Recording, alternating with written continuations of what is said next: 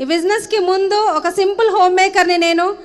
ఒక simple home మేకర్గా ఉండి అంటే చాలామంది అంటే లేడీస్కి ఉంటుంది కదా, టైలరింగ్ చేస్తూ ఏదో ఒకటి హస్బెండ్కి సపోర్ట్ చేయాలి, ఫ్యామిలీకి సపోర్ట్ అవ్వాలి అని చెప్పేసి ఉంటారు కదా.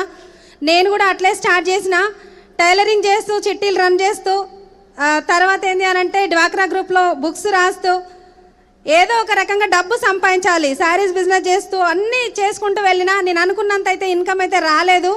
కానీ ఏంటి అని అంటే 5 years బ్యాక్ నేను తీసుకున్న ఆపర్చునిటీ నన్ను ఇక్కడ నించోబెట్టింది. మైండ్ సెట్ చిన్నప్పటి నుంచే చాలా డ్రీమ్స్, కానీ నాకు అనుకున్నంత రిజల్ట్ నాకు ఎక్కడ లేదు. ఈ అవకాశం తీసుకున్నా నాకు రైట్ ఆపర్చునిటీ యూనివర్స్.